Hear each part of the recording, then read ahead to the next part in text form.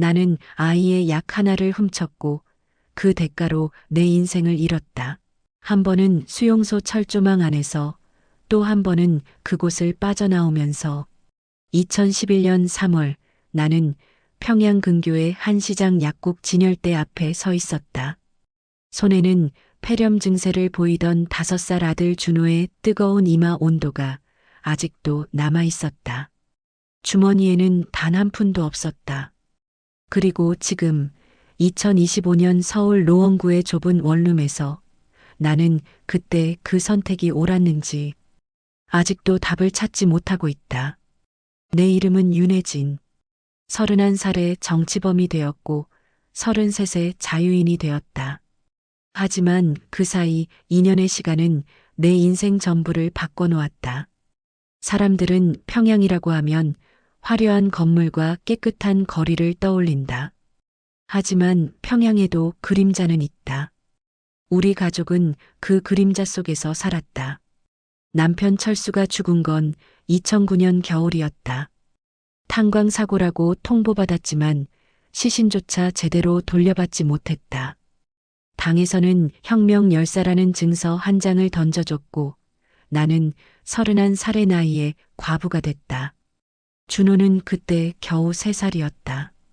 아빠라는 존재도 제대로 기억하지 못할 나이였다. 밤마다 아빠를 찾으며 우는 아이를 안고 나는 눈물을 삼켰다. 울음을 보이면 안 됐다. 어미가 무너지면 이 아이도 무너질 테니까. 남편이 죽고 나서 우리 모자의 배급은 끊겼다.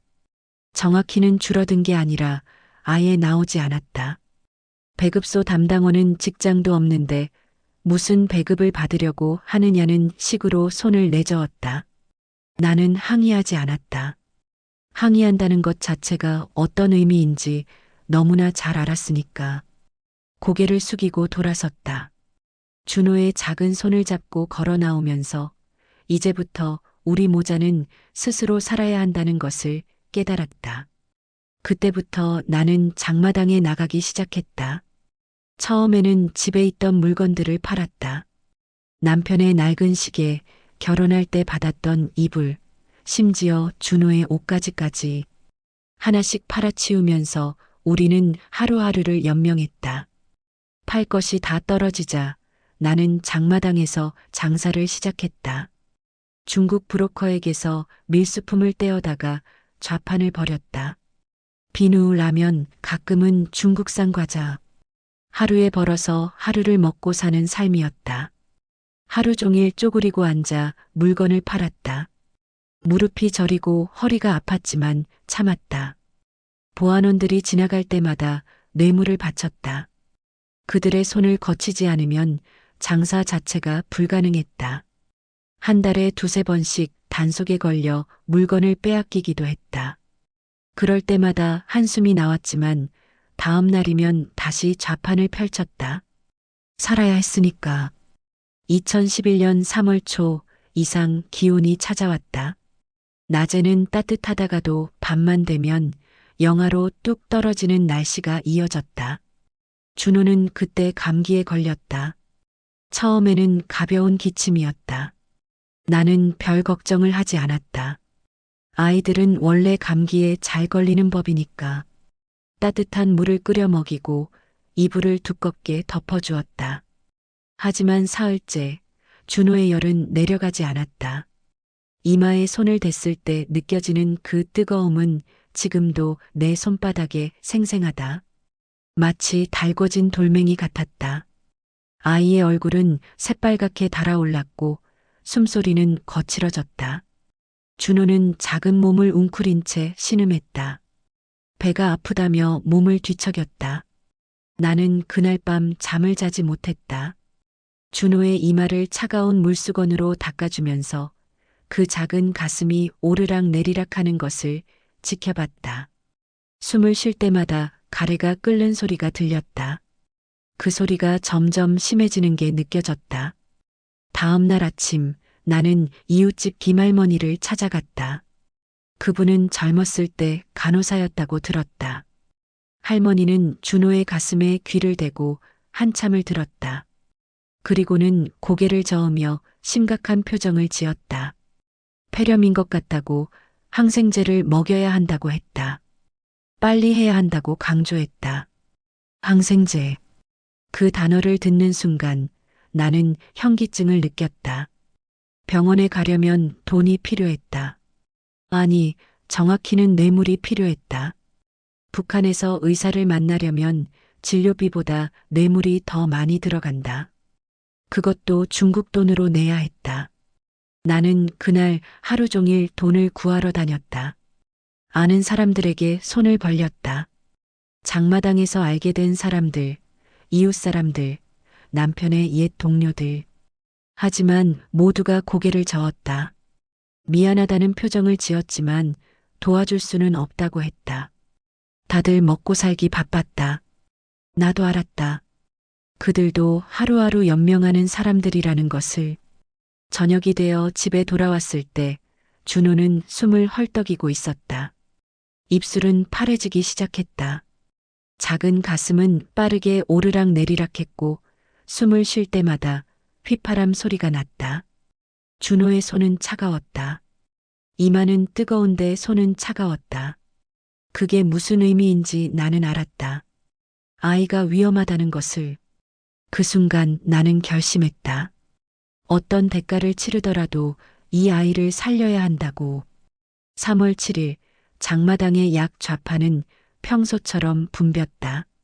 나는 준호를 업고 그곳에 갔다. 약을 살 돈은 없었지만 일단 가격이라도 물어보려고 했다. 혹시 아는 사람이 도와줄지도 모른다는 희망을 가지고. 좌판 주인 박 씨는 나를 보더니 인상을 찌푸렸다. 약값은 중국 돈 20위안이라고 했다. 없으면 가라는 말투였다. 중국 돈 20위안이면 북한 돈으로 10만 원이 넘는다. 내가 한 달 동안 장사해서 버는 돈의 절반이었다. 불가능한 금액이었다. 나는 준호를 내려놓고 약 진열대를 멍하니 바라봤다. 작은 약 한 통. 그 안에 든 하얀 알약들이 내 아이의 생명이었다. 저 작은 약통 하나면 준호가 살 수 있었다. 저것만 있으면. 그때 박 씨가 잠깐 자리를 비웠다. 다른 손님과 실랑이를 하러 간 것이었다. 가격 흥정으로 목소리가 높아졌다. 나는 주위를 둘러봤다. 아무도 이쪽을 보지 않았다. 심장이 미친 듯이 뛰었다. 귓속에서 쿵쿵 소리가 들렸다. 손이 떨렸다. 온몸에 식은땀이 흘렀다. 하지만 준호의 거친 숨소리가 들렸다. 등에 업힌 아이의 뜨거운 체온이 느껴졌다. 그리고 나는 그 약을 집어들어 준호의 옷 속에 밀어 넣었다. 정확히 3초. 내 인생이 끝나는데 걸린 시간이었다. 박 씨의 비명 같은 외침이 장마당 전체에 울려 퍼졌다. 도둑이라고, 전현을 잡으라고 소리쳤다. 주변 사람들의 시선이 일제히 나를 향했다. 나는 준호를 안고 뛰기 시작했다. 하지만 몇 걸음도 가지 못했다. 사람들 손에 붙잡혔고 곧이어 보안원 2명이 달려왔다. 한 명은 내 팔을 뒤로 꺾었다. 팔이 부러지는 줄 알았다. 다른 한 명은 준호를 내 품에서 빼앗아 갔다. 아이의 울음소리가 들렸다. 엄마를 부르는 목소리가. 나는 발버둥을 쳤지만 소용없었다. 보안원의 힘은 압도적이었다. 보안원의 주먹이 내 얼굴을 가격했다. 입안에서 피맛이 돌았다. 이가 흔들리는 게 느껴졌다. 뺨이 부어올랐다. 또 한 대, 또 한 대. 맞을 때마다 머리가 옆으로 꺾였다. 사람들이 모여들었다. 손가락질하는 사람들, 욕하는 사람들, 반동이라고, 도둑년이라고 외쳤다. 아무도 나를 도와주지 않았다. 당연했다. 도와주는 것 자체가 위험한 일이니까. 나는 그때 준호를 마지막으로 봤다. 김할머니가 울고 있는 준호를 안아주고 있었다. 준호의 작은 손이 나를 향해 뻗어 있었다. 엄마를 향해. 그 작은 손이 허공을 헤맸다. 그게 내가 내 아들을 본 마지막이었다. 보안원들은 나를 끌고 갔다. 사람들 사이를 지나 장마당 밖으로. 트럭이 기다리고 있었다. 화물칸에 던져졌다. 머리가 바닥에 부딪혔다. 정신이 아득해졌다. 트럭이 움직였다. 어디로 가는지는 알았다. 보안서. 그리고 그 다음은 나는 생각하고 싶지 않았다. 보안서 지하 조사실. 차가운 콘크리트 바닥에 무릎을 꿇고 앉아 있었다. 두 손은 뒤로 묶여 있었고 얼굴은 구타로 부어올라 있었다. 한쪽 눈은 거의 감겼다. 입술은 터져서 피가 굳어 있었다. 조사원은 서류도 제대로 보지 않고 죄목을 읽어내렸다. 윤혜진, 나이 31세. 반영명 절도죄로 기소한다. 반영명. 그 단어를 듣는 순간 나는 내가 어디로 가게 될지 알았다. 정치범 수용소. 나는 애원했다. 제발 아들이 폐렴에 걸려서 약이 필요했던 거라고, 다른 방법이 없었다고 설명하려 했다. 하지만 말이 입 밖으로 나오기도 전에 조사원의 발길질이 내 옆구리를 가격했다. 숨이 막혔다. 폐에서 공기가 빠져나갔다. 변명하지 말라는 것이었다. 나는 인민의 재산을 훔친 반동이라는 것이었다. 게다가 내 남편은 탄광에서 태업을 했던 자라는 것이었다. 성분도 나쁜 년이 감히 인민의 재산을 훔쳤다는 것이었다. 남편의 태업. 그것도 조작된 것이었다. 남편은 그저 안전 문제를 제기했을 뿐이었다. 하지만 그것이 태업으로 기록됐다. 그리고 이제 그것이 내 죄를 더 무겁게 만들고 있었다. 그날 밤 나는 조사실 바닥에서 잠을 잤다. 아니, 잠이라고 할 수도 없었다. 정신을 잃었다가 깨어났다를 반복했다. 추웠다. 3월의 밤은 아직 겨울이었다. 얇은 옷 한 벌로는 추위를 막을 수 없었다. 꿈에서 준호가 보였다. 내 이름을 부르며 달려왔다. 하지만 내가 손을 뻗으면 준호는 멀어져만 갔다. 점점 더 멀리. 내가 아무리 뛰어도 닿을 수 없었다. 그리고 준호는 사라졌다. 사흘 후 나는 트럭에 실렸다. 다른 죄수들과 함께. 모두 손과 발이 묶여 있었다. 얼굴은 하나같이 상처투성이었다. 맞은 흔적들이었다. 우리는 서로를 쳐다보지 않았다. 눈을 마주치는 것조차 두려웠다. 트럭은 북쪽으로 향했다. 함경북도 깊은 산속으로. 도로는 비포장이었다. 트럭이 흔들릴 때마다 우리는 서로에게 부딪혔다. 아파도 소리를 낼 수 없었다. 입에는 재갈이 물려 있었다. 철조망이 보였다. 3중, 4중으로 쳐진 높은 철조망. 그 위에는 고압 전류가 흐르고 있다는 표지판이 붙어 있었다. 감시탑이 곳곳에 세워져 있었다. 탑 위에 군인들이 총을 들고 서 있었다. 입구에는 큰 현판이 걸려 있었다. 당과 수령님의 은혜로 반성하고 새 사람이 되는 곳. 아이러니했다. 여기서 새 사람이 된다는 것은 사람이 아닌 것이 된다는 의미였다. 트럭이 멈췄다. 군인들이 우리를 끌어내렸다. 나는 비틀거리며 땅에 내려섰다. 다리에 힘이 없었다. 사흘 동안 제대로 먹지도 마시지도 못했으니까. 공기부터 달랐다. 무언가 썩은 냄새가 났다. 쓰레기 냄새도 아니고 음식물 냄새도 아니었다. 뭔가 더 깊고 더 역겨운 냄새였다. 나중에 알았지만 그것은 죽음의 냄새였다. 제대로 처리되지 않은 시체들의 냄새였다. 우리는 한 건물 안으로 끌려갔다. 그곳에서 옷을 모두 벗으라는 명령을 받았다. 수십 명의 여자들이 나체로 서 있었다. 창피함을 느낄 겨를도 없었다. 그보다 더 큰 두려움이 있었다. 간수들이 우리 몸을 검사했다. 숨긴 물건이 있는지 확인한다며 손가락을 온몸에 찔러댔다. 머리카락 사이, 입안, 귀안, 그리고 아래. 그 과정에서 여자로서의 존엄 같은 건 이미 사라졌다. 우리는 물건이었다. 검사받는 물건이었다. 138번. 내게 번호가 주어졌다. 이름은 사라졌다. 나는 이제 윤혜진이 아니라 138번이었다. 사람이 아니라 번호였다. 낡은 죄수복이 던져졌다. 회색빛이 바랜 옷이었다. 냄새가 지독했다. 이전에 입었던 사람의 땀과 오줌, 그리고 죽음의 냄새가 배어 있었다. 얼마나 많은 사람이 이 옷을 입었을까? 그들은 지금 어디에 있을까? 살아있을까? 옷을 입으며 나는 알았다. 이곳에서 나는 인간이 아니라는 것을, 번호이고 도구이고 소모품이라는 것을. 우리는 시포 막사에 배정됐다. 기다란 막사 안에는 나무로 된 침상이 양옆으로 줄지어 있었다. 한 칸에 5명씩 누워 자야 했다. 침상이라고 하기도 민망한 나무 판자였다. 이불은 없었다. 얇은 담요 한 장이 전부였다. 입소 첫날 밤 옆 침상의 여자가 내게 속삭였다. 72번이었다. 40대로 보이는 여자였지만 실제로는 30대 중반이라고 했다. 이곳에서 5년을 살았다고 했다. 그녀는 여기서 살아남으려면 3가지를 기억해야 한다고 했다.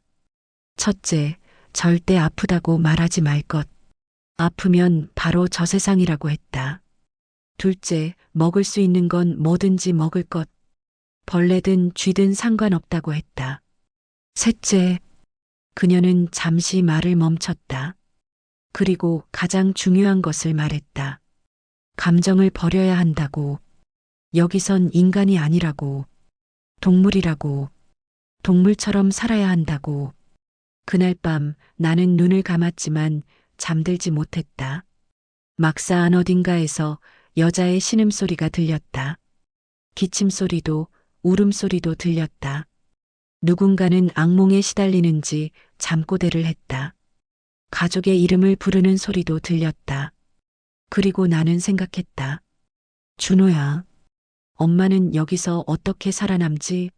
엄마가 살아남을 수는 있을까? 새벽 5시 요란한 호각 소리에 깨어났다. 일어나지 못하는 사람은 간수의 몽둥이 세례를 받았다. 옆 침상의 할머니 한 명이 일어나지 못했다. 간수가 몽둥이로 등을 내리쳤다. 할머니는 신음하며 겨우 일어났다. 우리는 밖으로 끌려나가 운동장에 집합했다. 3월의 함경북도는 아직 겨울이었다. 차가운 바람이 뼛속까지 파고들었다. 죄수복은 너무 얇았다. 추위를 막을 수 없었다. 점호가 시작됐다. 간수가 번호를 부르면 충성이라고 대답해야 했다. 대답이 늦거나 목소리가 작으면 맞았다. 138번. 내 번호가 불렸다. 충성. 나는 외쳤다. 목소리는 떨렸지만 최대한 크게 외쳤다. 점호가 끝나고 한 여자가 끌려 나왔다. 60대로 보이는 할머니였다. 간수가 소리쳤다. 이 반동녀는 위대하신 장군님을 모독했다고. 마땅한 대가를 치를 것이라고. 그리고 간수들이 할머니를 때리기 시작했다. 막대기로, 주먹으로, 군화발로. 할머니는 바닥에 쓰러졌다. 하지만 구타는 멈추지 않았다. 피가 튀었다. 할머니의 신음소리가 점점 약해졌다. 우리는 그것을 지켜봐야 했다. 고개를 돌리면 똑같이 맞았다. 나는 눈을 크게 뜨고 지켜봤다. 눈앞에서 한 사람이 죽어가는 것을. 아무것도 할 수 없이. 할머니는 결국 움직이지 않았다. 피가 눈앞의 흙바닥에 고였다. 간수가 명령했다. 끌어내라고. 2명의 죄수가 시체를 질질 끌고 갔다. 할머니의 머리가 땅에 끌렸다. 피 자국이 줄을 그었다. 나는 그때 깨달았다. 여기는 사람이 사는 곳이 아니라는 것을. 여기는 지옥이라는 것을. 노동의 지옥. 첫 노동 배치는 벌목장이었다. 수용소에서 2km 떨어진 산속이었다. 우리는 새벽 6시부터 저녁 8시까지 나무를 베었다. 여자들도 나이 든 사람도 병든 사람도 모두 똑같은 할당량을 채워야 했다. 도끼가 손에 쥐어졌다. 무거웠다. 나는 평생 도끼를 제대로 써본 적이 없었다. 장마당에서 물건을 팔던 손으로 도끼를 휘둘러야 했다. 간수가 고함쳤다. 하루에 나무 10그루씩 베야 한다고. 못 채우면 저녁 배식이 없다고. 나는 도끼를 들어 나무를 내리쳤다. 손바닥에 물집이 잡혔다. 1번, 2번, 3번. 나무는 쉽게 베어지지 않았다. 팔이 아팠다. 어깨가 아팠다. 하지만 멈출 수 없었다. 멈추면 간수의 몽둥이가 날아왔다. 물집이 터졌다. 피가 흘렀다. 도끼자루가 미끄러웠다. 그래도 계속 휘둘렀다. 나무를 베었다. 1그루, 2그루. 점심시간이 되었다. 배식이 나왔다. 옥수수죽이었다. 아니, 죽이라고 하기도 민망한 것이었다. 거의 물에 가까웠다. 옥수수 알갱이는 손가락으로 꼽을 정도였다. 하지만 그것이 전부였다. 그것마저 소중했다. 나는 천천히 마셨다. 한 모금 한 모금. 뱃속에 무언가가 들어가는 게 느껴졌다. 따뜻했다. 그 따뜻함이 온몸으로 퍼졌다. 오후 작업이 다시 시작됐다. 해가 기울기 시작했다. 나는 5그루를 베었다. 할당량의 절반도 못 채웠다. 다리가 풀렸다. 손에는 힘이 없었다. 하지만 계속 도끼를 휘둘렀다. 저녁이 되었다. 작업이 끝났다. 간수가 할당량 체크를 했다. 나는 5그루밖에 베지 못했다. 그날 저녁 배식줄에서 나는 쫓겨났다. 할당량 못 채운 놈은 먹을 자격이 없다는 것이었다. 배고픔은 상상을 초월했다. 머리가 핑 돌았고 눈앞이 흐려졌다. 다리에 힘이 빠졌다. 바닥에 주저앉았다. 72번이 자기 배식의 반을 내밀었다. 그녀의 손에 들린 옥수수죽.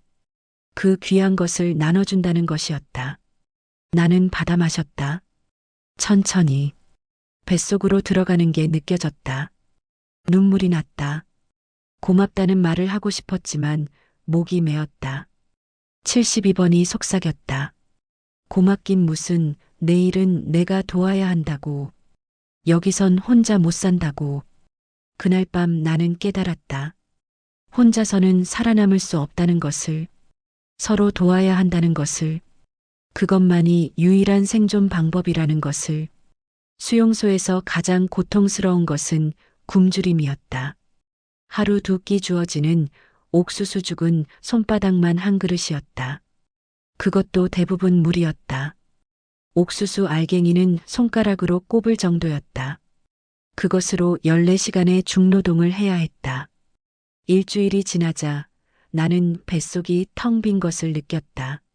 아니, 텅 빈 게 아니라 뭔가가 내 뱃속을 갉아먹고 있는 것 같았다.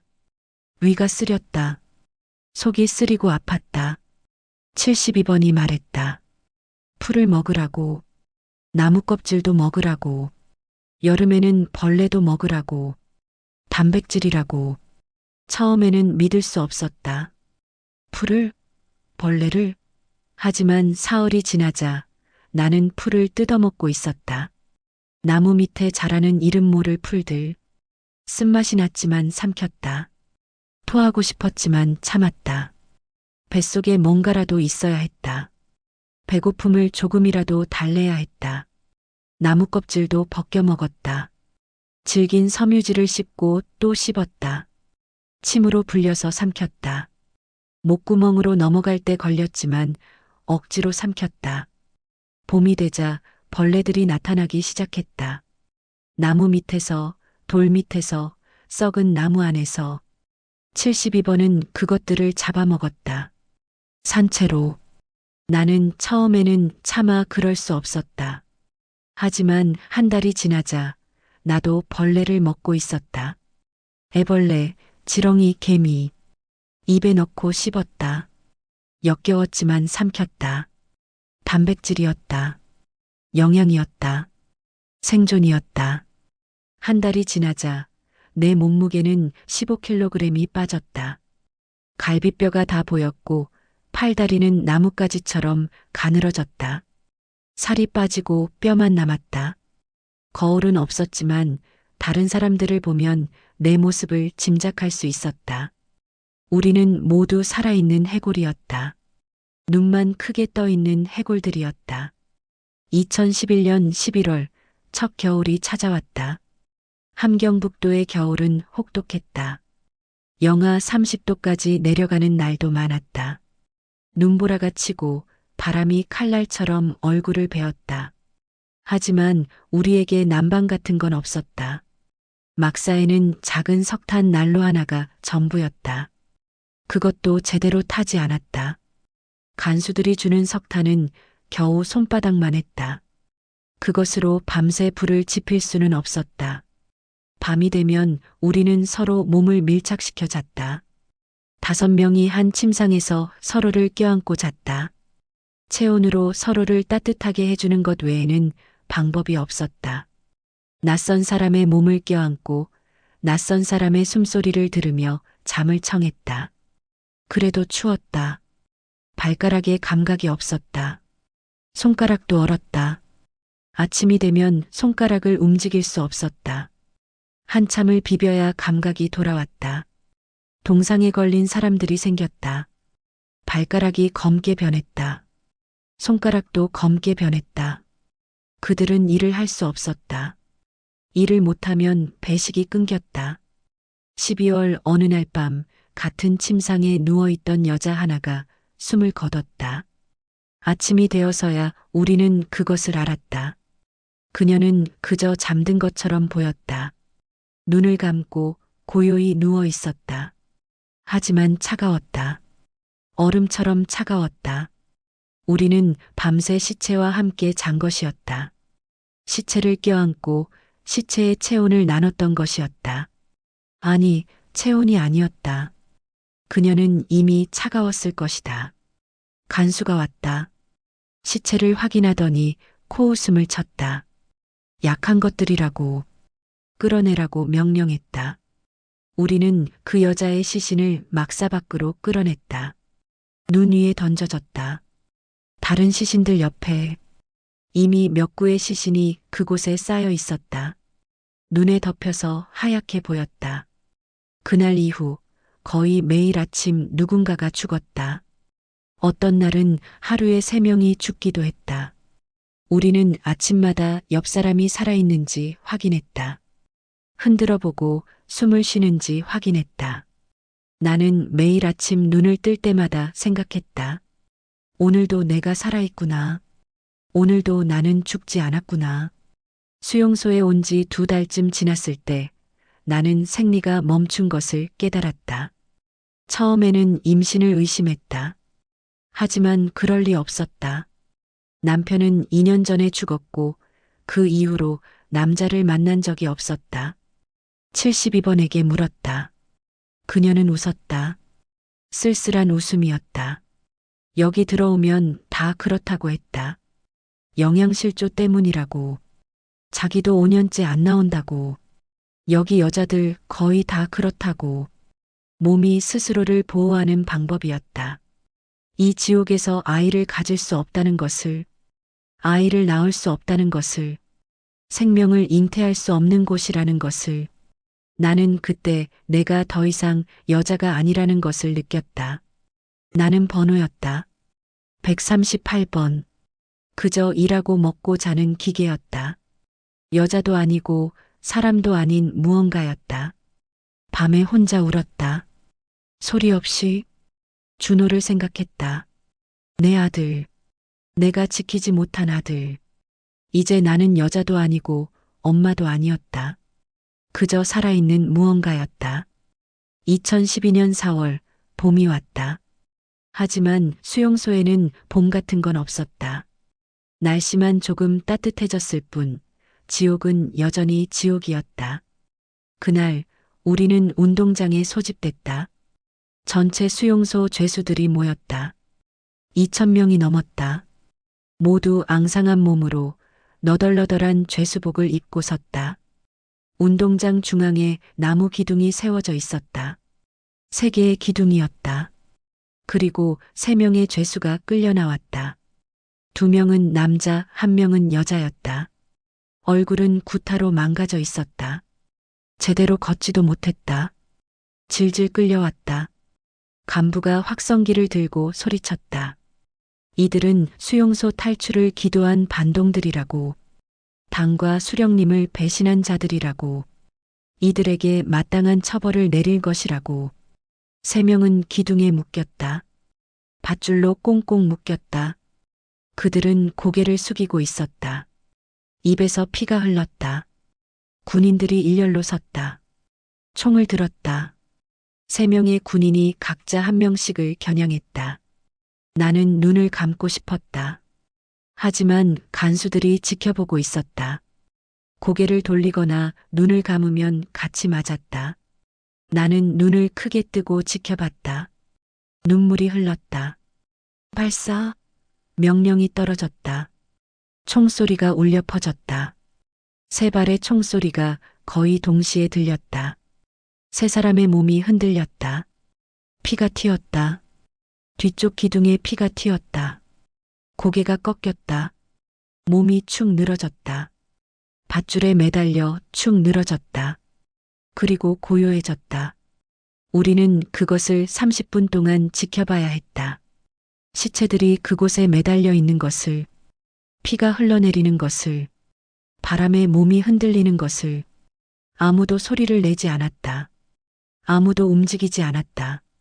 우리는 그저 서 있었다. 시체들을 바라보며. 그날 밤 나는 토했다. 먹은 것도 없었지만 위에서 쓴물이 올라왔다. 속이 뒤틀렸다. 온몸이 떨렸다. 72번이 내 등을 두드려줬다. 익숙해져야 한다고 했다. 이게 여기라고. 하지만 나는 익숙해지고 싶지 않았다. 저것에 익숙해진다는 것은 인간이기를 포기하는 것이었다. 감정을 버리는 것이었다. 나는 아직 인간이고 싶었다. 아직 엄마이고 싶었다. 그날 밤 나는 결심했다. 나는 여기서 나가야 한다고. 어떻게든 죽더라도 시도해야 한다고. 2012년 7월 새로운 죄수들이 들어왔다. 그중 1명은 40대 남자였다. 번호는 487번. 그는 탈북을 시도하다가 중국에서 붙잡혀온 사람이었다. 얼굴은 구타로 부어 있었지만 눈빛만은 달랐다. 다른 죄수들과는 다른 눈빛이었다.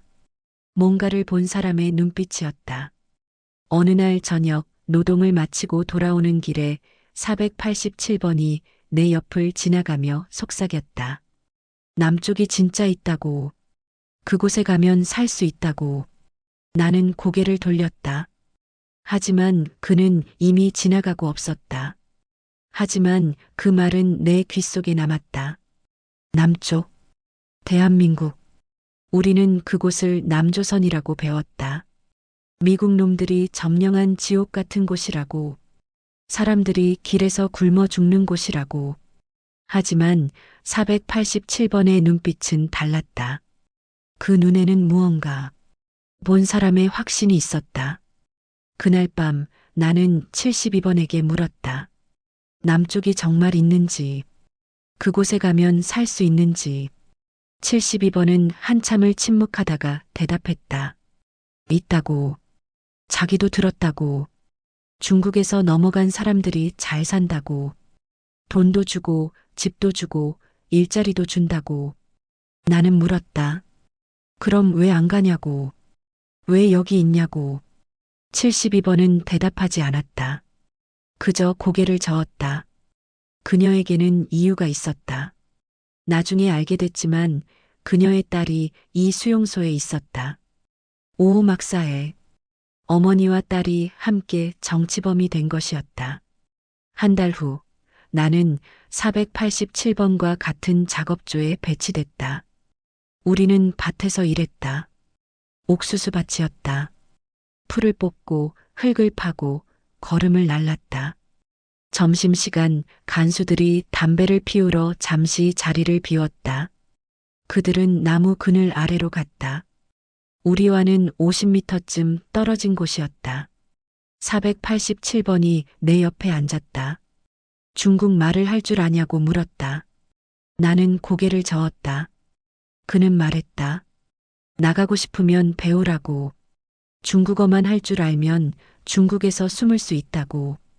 나는 물었다. 하지만 여기서 어떻게 나가냐고. 487번은 주위를 살폈다. 그리고 속삭였다. 철조망 밑에 구멍이 있다고. 장마철에 물이 빠지면서 생긴 구멍이라고. 자기는 그걸로 나갈 거라고. 나는 숨이 막혔다. 심장이 미친 듯이 뛰었다. 탈출. 그 단어만으로도 목숨을 거는 일이었다. 들키면 총살이었다. 아침에 본 그 공개 처형이 떠올랐다. 기둥에 묶인 사람들. 총소리. 피. 487번이 말을 이었다. 9월에 나갈 거라고. 장마가 끝나고 추석 전에. 그때가 경비가 제일 약하다고. 간수들도 명절 준비로 정신이 없다고. 그리고 그가 물었다. 같이 갈 거냐고. 나는 대답하지 못했다. 입이 떨어지지 않았다. 두려웠다. 하지만 동시에 희망이 보였다. 이곳에서 벗어날 수 있다는 희망이. 487번은 일어서며 마지막으로 속삭였다.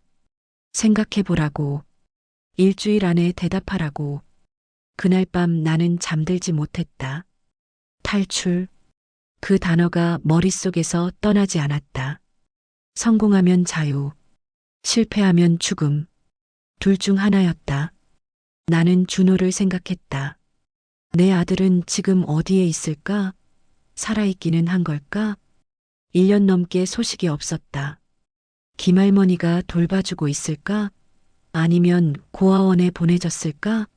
아니면 나는 생각하고 싶지 않았다. 준호가 굶주리고 있을 가능성을, 병들어 있을 가능성을, 이미 죽었을 가능성을. 북한에서 정치범의 자식은 낙인이었다. 그 아이도 차별받을 것이었다. 학교에도 제대로 못 갈 것이었다. 배급도 받지 못할 것이었다. 그리고 언젠가 어쩌면 그 아이도 이곳에 올지도 몰랐다. 아니었다. 절대 그럴 수는 없었다. 내가 나가야 했다. 준호를 찾아야 했다. 준호를 구해야 했다. 그 생각이 나를 사로잡았다. 나는 준호의 엄마였다. 엄마는 아이를 지켜야 했다. 지금까지 지키지 못했지만 이제라도 지켜야 했다. 3일 후 나는 487번을 찾아갔다. 같은 작업장에서 일할 때를 기다렸다가 간수들이 자리를 비운 틈에 그에게 다가갔다. 나는 말했다. 같이 가겠다고. 준비하겠다고. 487번은 고개를 끄덕였다. 그리고 말했다. 준비하라고. 체력을 길러야 한다고. 우리는 150km를 걸어야 한다고. 국경까지 150km.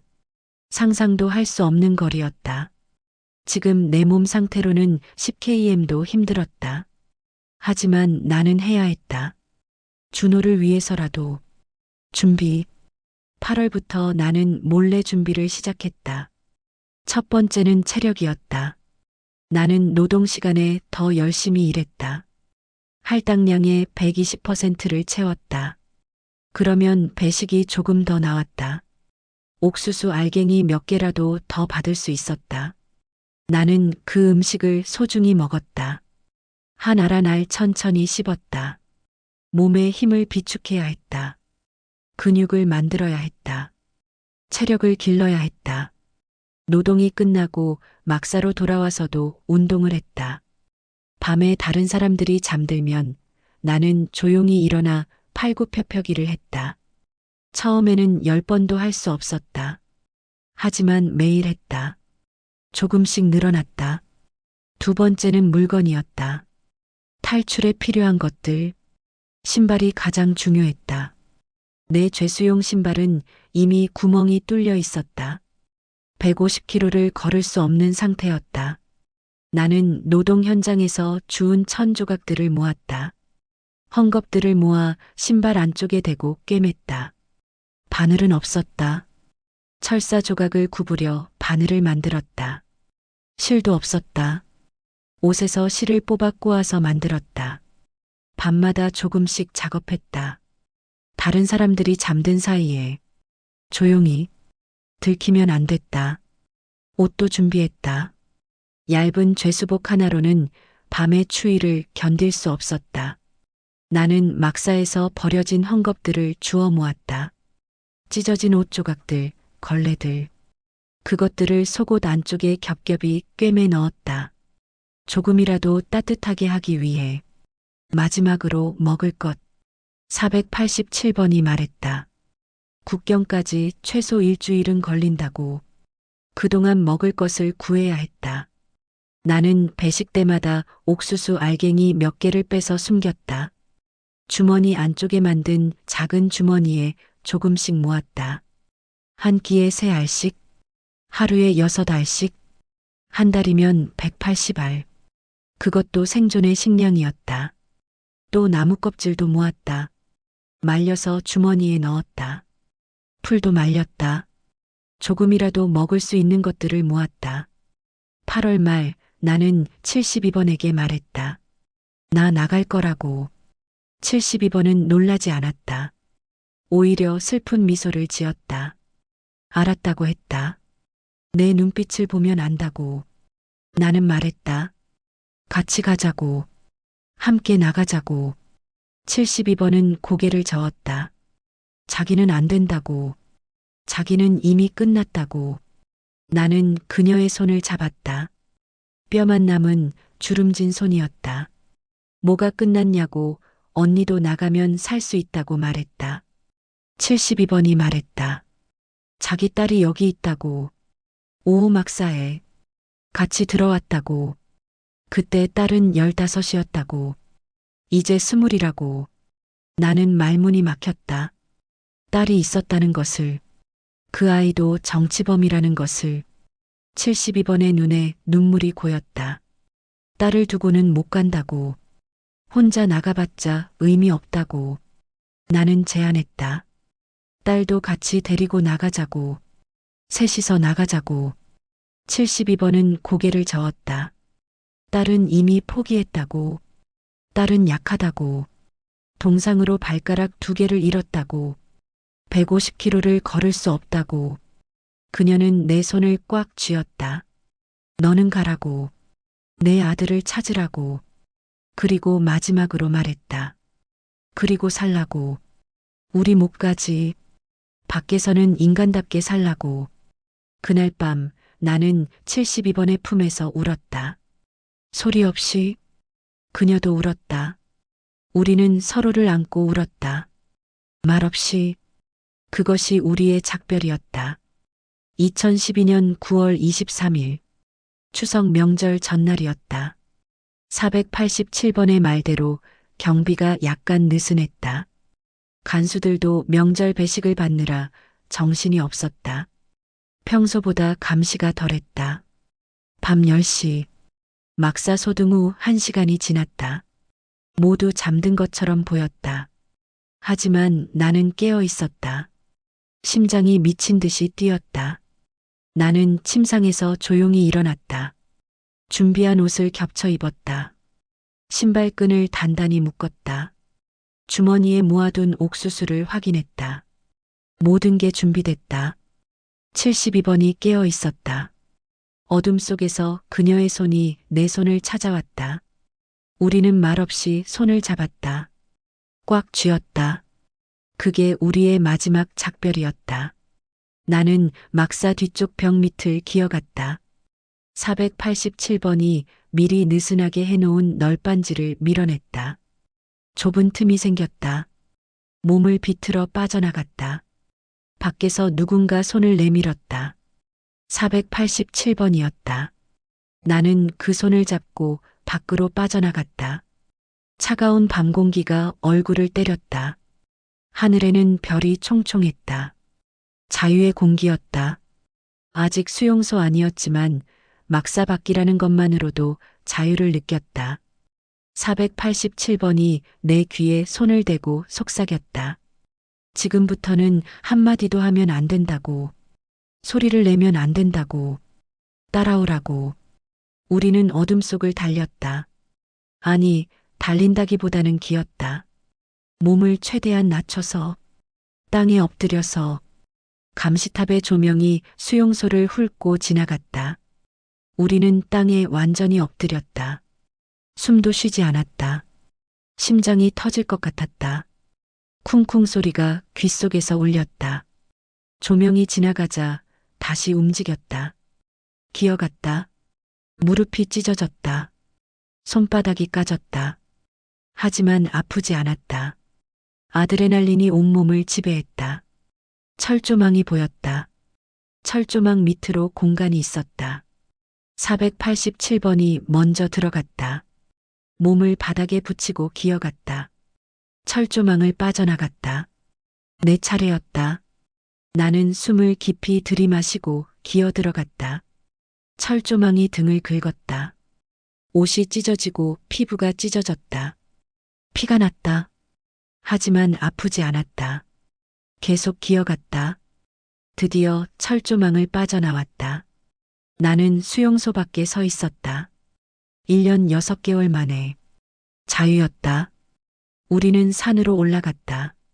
길도 없는 산속을 헤쳤다. 나뭇가지가 얼굴을 핥히고 돌에 발이 찍혔다. 하지만 멈출 수 없었다. 동이 트기 전까지 최대한 멀리 가야 했다. 아침이 되면 탈출이 발각될 것이었다. 점호 시간에. 그러면 추격조가 출동할 것이었다.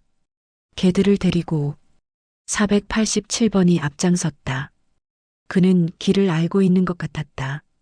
별을 보고 방향을 잡았다. 북두칠성을 찾고 북극성을 찾았다. 동쪽으로 가야 했다. 두만강 쪽으로. 나는 그를 따라 걸었다. 숨이 찼다. 다리가 아팠다. 하지만 멈추지 않았다. 준호를 생각했다. 내 아들을 생각하며 걸었다. 새벽 4시쯤 우리는 작은 동굴을 찾았다. 바위 밑에 생긴 공간이었다. 487번이 말했다. 여기서 낮 동안 쉬자고. 밤에만 움직여야 한다고. 나는 동굴 바닥에 주저앉았다. 온몸이 떨렸다. 추위 때문인지 두려움 때문인지 알 수 없었다. 아드레날린이 빠지면서 온몸에 통증이 느껴졌다. 487번이 주머니에서 뭔가를 꺼냈다. 작은 비닐봉지였다. 그 안에는 옥수수 몇 알이 들어 있었다. 조금씩 먹으라고 했다. 일주일은 버텨야 한다고. 나는 옥수수 알 3개를 입에 넣었다. 천천히 씹었다. 단맛이 났다. 목구멍으로 넘어가는 게 느껴졌다. 뱃속으로 들어가는 게 느껴졌다. 그날 낮 우리는 동굴 안에 숨어 있었다. 밖에서 소리가 들렸다. 개 짖는 소리, 사람들 목소리, 추격조였다. 487번이 내 입을 막았다. 숨소리조차 죽였다. 심장 소리가 들릴까봐 가슴을 눌렀다. 개 짖는 소리가 점점 가까워졌다. 10m, 5m. 개들이 우리 냄새를 맡는 것 같았다. 나는 죽음을 예감했다. 여기서 잡히면 끝이었다. 하지만 개들은 동굴을 지나쳤다. 소리가 멀어졌다. 점점 더 멀어졌다. 우리는 한숨을 쉬었다. 살았다. 아직 살았다. 150km의 여정. 5일 동안 우리는 걸었다. 밤에만 걸었다. 낮에는 숨었다. 먹을 것은 거의 없었다. 옥수수 알갱이 몇 개, 풀, 나무 껍질. 그것이 전부였다. 하지만 수용소에서 이미 익숙했다. 배고픔은 익숙했다. 물이 더 문제였다. 물을 찾아야 했다. 산속 계곡에서 물을 마셨다. 손으로 떠서 마셨다. 깨끗한지 더러운지는 중요하지 않았다. 물이면 됐다. 발이 망가졌다. 신발은 이미 갈라졌다. 발바닥에 물집이 잡혔다. 하지만 걸어야 했다.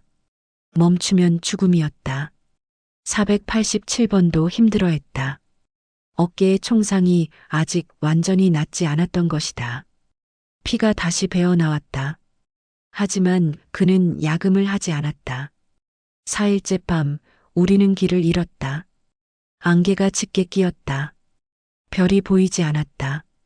방향을 잃었다. 487번이 나무의 표시를 보고 방향을 찾았다.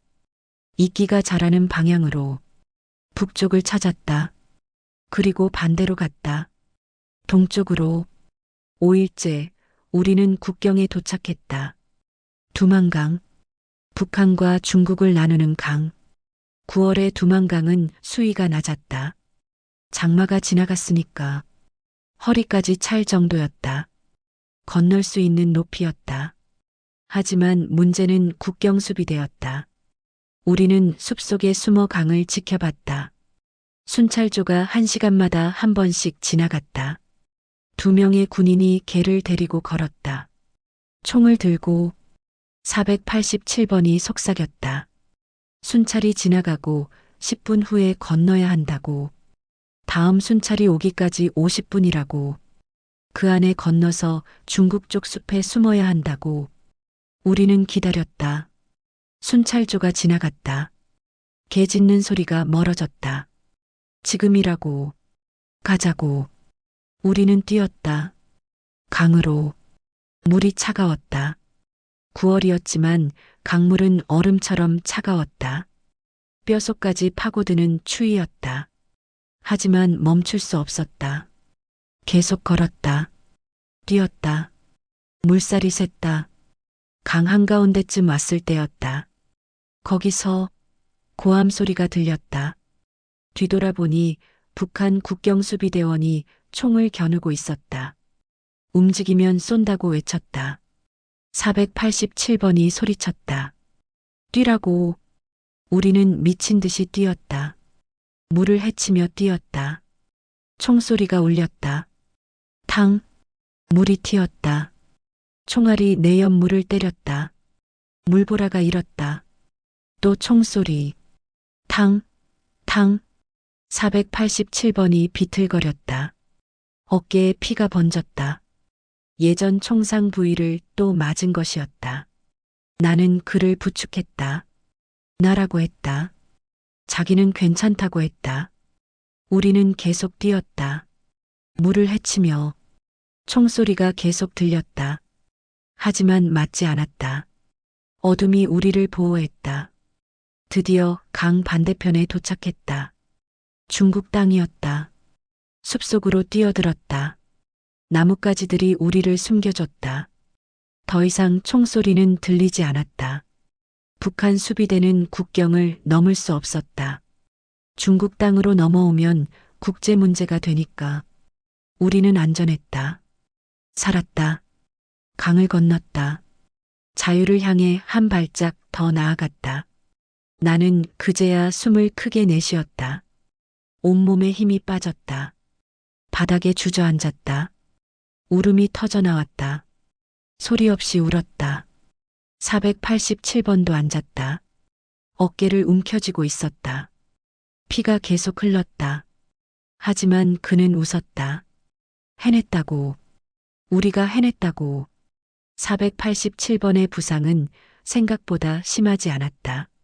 총알은 어깨를 스쳐 지나갔다. 관통상이었다. 하지만 피는 많이 흘렸다. 옷을 찢어 지혈을 했다. 며칠은 열이 났지만 곧 나아졌다. 우리는 중국의 조선족 마을로 갔다. 487번이 아는 사람이 있다고 했다. 국경 근처 작은 마을이었다. 50대 조선족 아주머니가 우리를 숨겨줬다. 자기 집 창고에. 외양간 옆에 작은 창고였다. 거기서 3개월을 지냈다. 아주머니가 물었다. 남쪽으로 가려면 브로커를 통해야 한다고. 돈이 있냐고. 우리는 고개를 저었다. 돈이 있을 리 없었다. 수용소에서 나온 사람들에게 아주머니가 말했다. 그럼 일을 해야 한다고. 돈을 모아야 브로커를 쓸 수 있다고. 나는 그 집에서 가사 일을 도왔다. 청소, 빨래, 설거지, 요리. 하루 종일 일했다. 새벽 5시부터 밤 10시까지.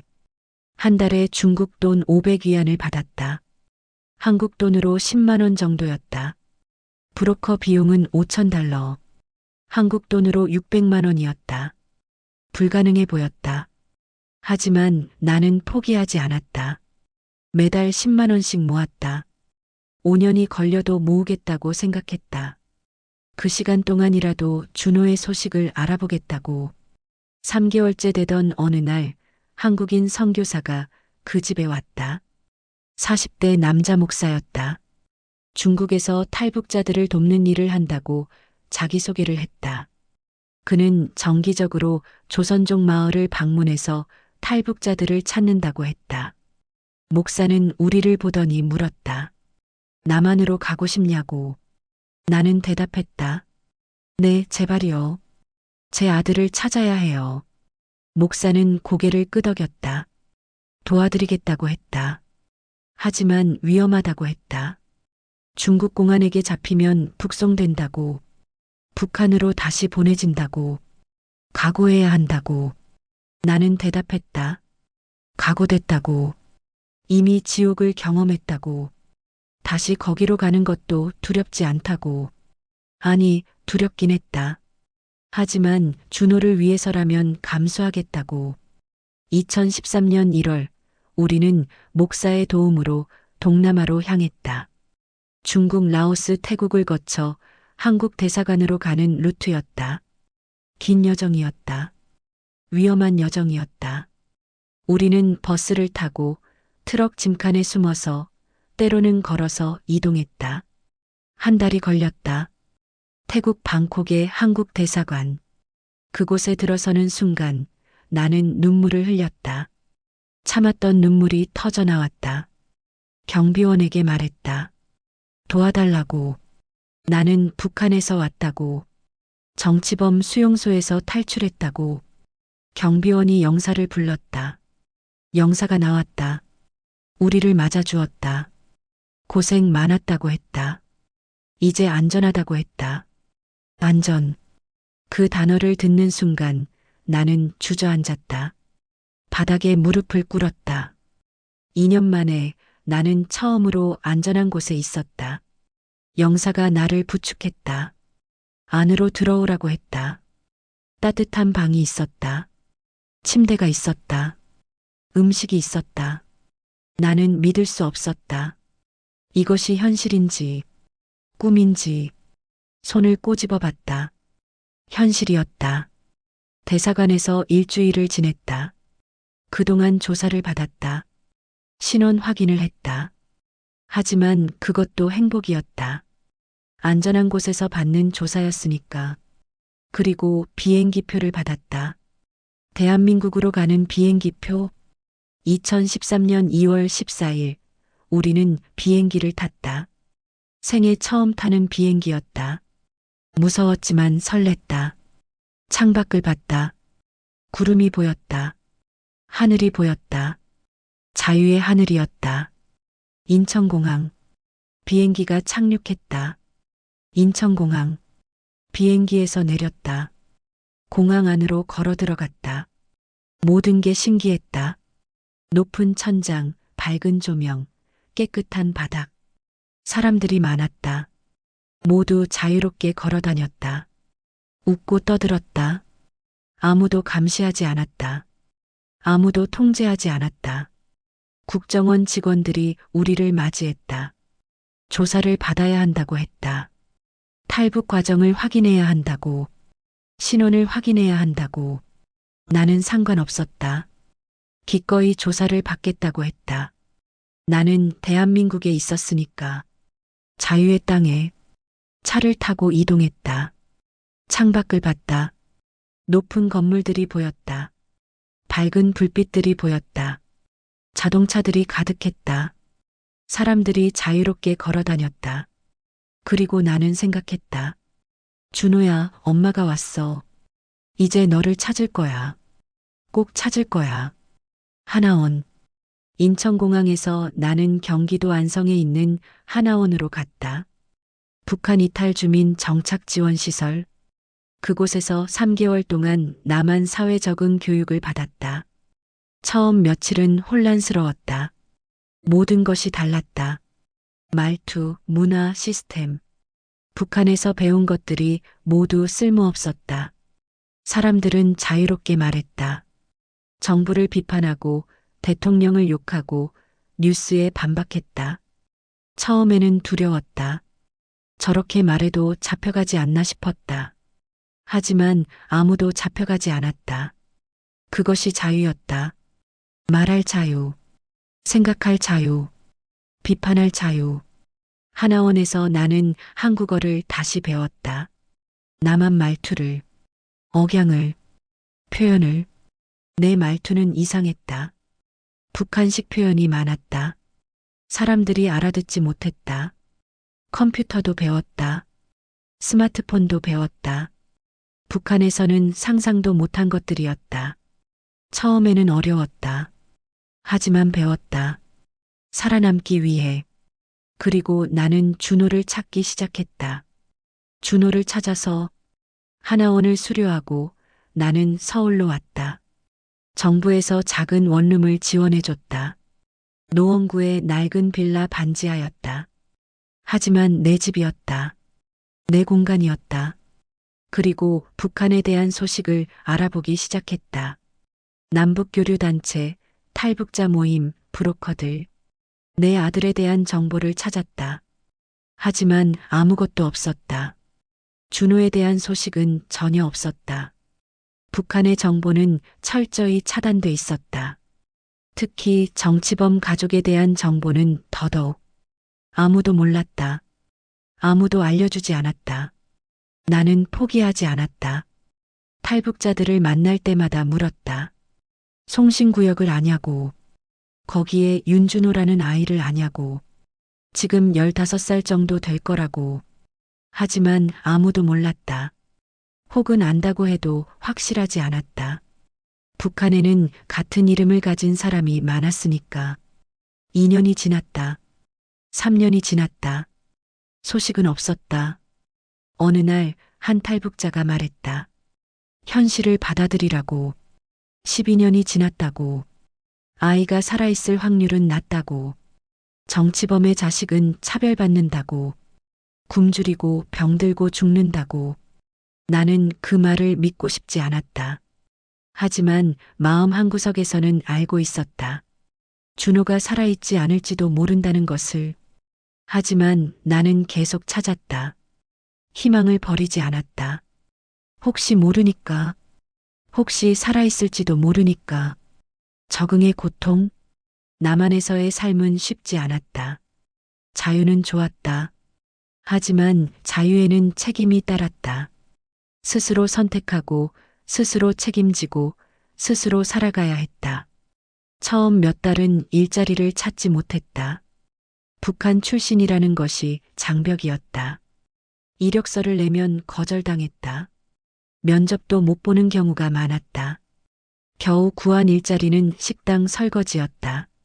하루 8시간, 한 달에 150만 원. 최저임금이었다. 하지만 감사했다.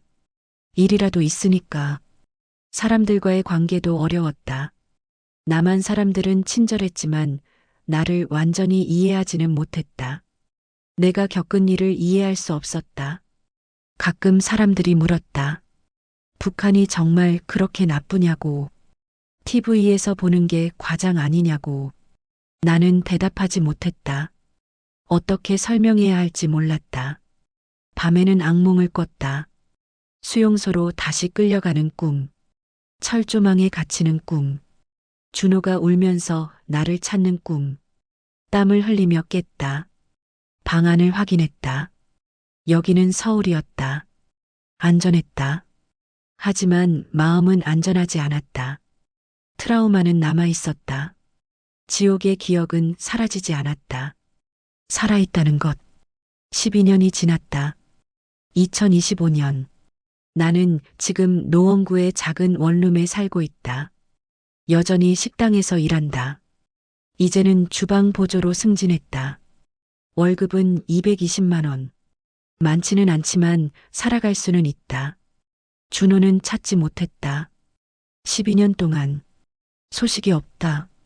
어디에 있는지 모른다. 살아있는지도 모른다. 가끔 길에서 젊은 남자들을 보면 준호를 떠올린다. 지금 준호는 19살일 것이다. 어떻게 생겼을까? 키가 클까? 목소리는 어떨까? 만날 수 있을까?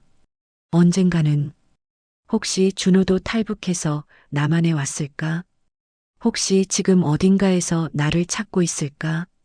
나는 모른다. 하지만 희망을 버리지 않는다. 살아있는 한 희망은 있다. 자유의 의미. 사람들은 가끔 묻는다. 자유가 뭐냐고. 나만이 좋으냐고. 나는 대답한다.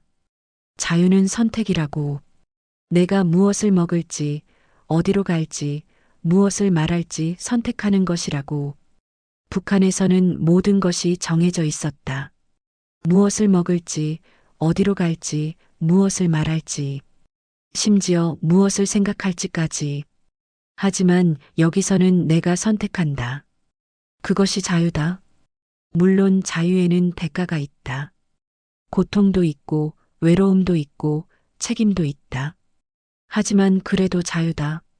나는 수용소에서 살았다. 지옥을 경험했다. 인간 이하의 삶을 살았다. 하지만 지금 나는 인간이다. 번호가 아니라 이름이 있다. 윤혜진. 그것이 나다. 나는 살아있다. 숨을 쉬고, 걷고, 말하고, 생각한다. 그것만으로도 감사하다. 오늘 나는 수용소에서 나온 지 정확히 12년이 되는 날이다.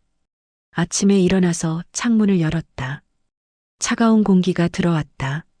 10월의 서울은 선선했다. 커피를 끓였다. 설탕을 넣고 천천히 마셨다. 따뜻했다. 단맛이 났다. 이런 작은 것들이 행복이다. 커피 한 잔. 따뜻한 방. 선택의 자유. 나는 거울을 봤다. 45살의 여자가 보였다. 주름이 많아졌다. 머리카락에 흰머리가 섞여 있었다. 하지만 눈빛은 살아있었다. 나는 살아남았다. 지옥에서, 그리고 지금도 살아가고 있다. 자유 속에서 준호를 찾지 못했다. 그것이 가장 큰 아픔이다. 평생 찾을 것이다. 희망을 버리지 않을 것이다. 하지만 나는 안다. 준호가 어디에 있든 나는 최선을 다했다는 것을, 살아남았다는 것을, 자유를 얻었다는 것을. 자유의 대가는 고통이었다. 내가 치른 대가는 너무 컸다. 아들을 잃었다. 청춘을 잃었다. 건강을 잃었다. 하지만 그 고통이 나를 인간으로 만들었다. 수용소에서 나는 번호였다. 138번. 하지만 지금 나는 윤혜진이다. 인간이다. 나는 매일 아침 눈을 뜬다. 그리고 생각한다. 오늘도 나는 살아있다. 자유롭게, 인간답게. 그것이면 충분하다. 그것만으로도 감사하다. 준호야, 엄마는 여전히 너를 찾고 있어. 언젠가 만날 수 있기를. 이 자유의 땅에서. 그때까지 엄마는 살아갈 거야. 우리가 다시 만날 그날까지.